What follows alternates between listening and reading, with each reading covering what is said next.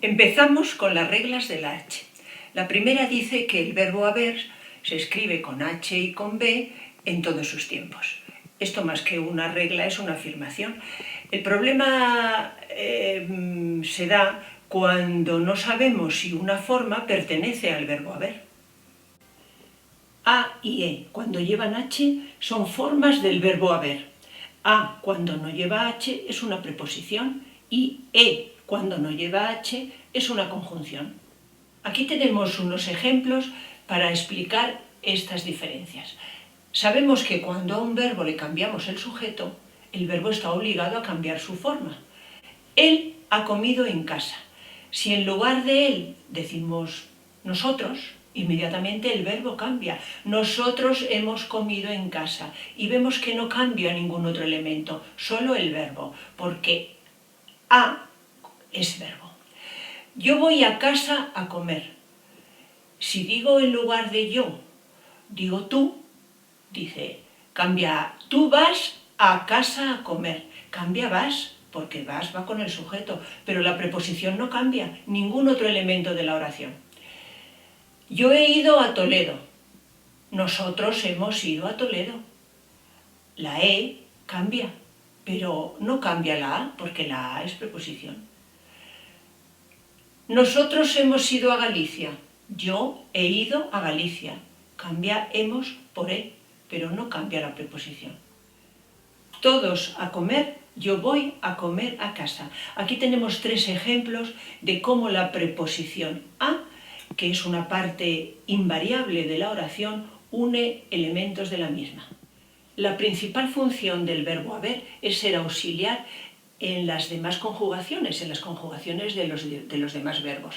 Pero también hay otro uso muy frecuente que se representa con la palabra hay. Esta forma hay es impersonal, no tiene sujeto. Hay un niño en el jardín, hay 4 niños en el jardín. Estas dos expresiones no son sujetos sino complemento directo, por eso cambian sin hacer cambiar al verbo. Fernando e Isabel. Todos los Fernandos e Isabeles que pasen. La E no cambia porque no se trata del verbo haber, se trata de una conjunción copulativa. Y precisamente la E tiene un uso curioso. En lugar de decir Fernando y Isabel, que cuesta trabajo, para evitar ese sonido desagradable que se llama cacofonía, ponemos una E. Las palabras que empiezan con el sonido con M, llevan H delante, y también sus derivados y sus compuestos. Las palabras que empiezan por R llevan H. Como veis, hay 4 excepciones. No olvidéis que siempre siguen la regla las derivadas y las compuestas. Ocurre lo mismo con las palabras que empiezan por OR, o con R doble.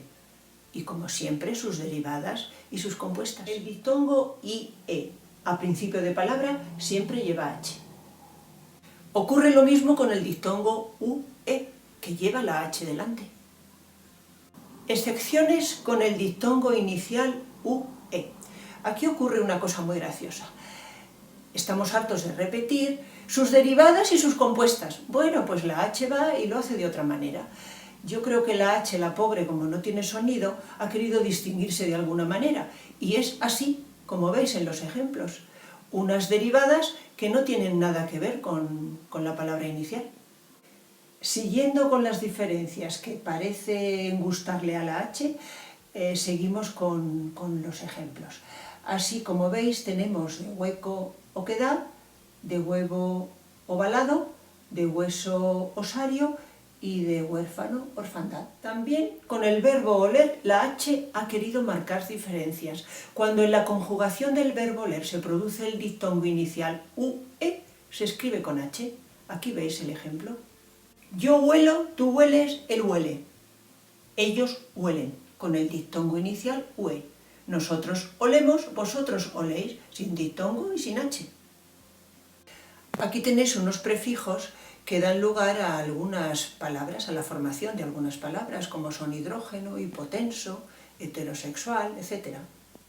Tenemos algunas interjecciones, sobre todo cuando son palabras pequeñas, de 1 o 2 sílabas, que se escriben con H. otras sin H, y algunas, como veis, se pueden escribir de las dos maneras. Quiero añadir también que las interjecciones se deben de escribir también con mayúscula, porque tiene valor de oración. No es una oración gramatical, pero lo es en cuanto que tiene sentido completo. Indican alegría, emoción, sorpresa, admiración. Aquí tenéis un enlace, utilizadlo. Él os llevará a unos ejercicios para realizar en ordenador y en tablets. Los ejercicios tendrán distintos niveles de dificultad, incluso incluiremos alguno para niños.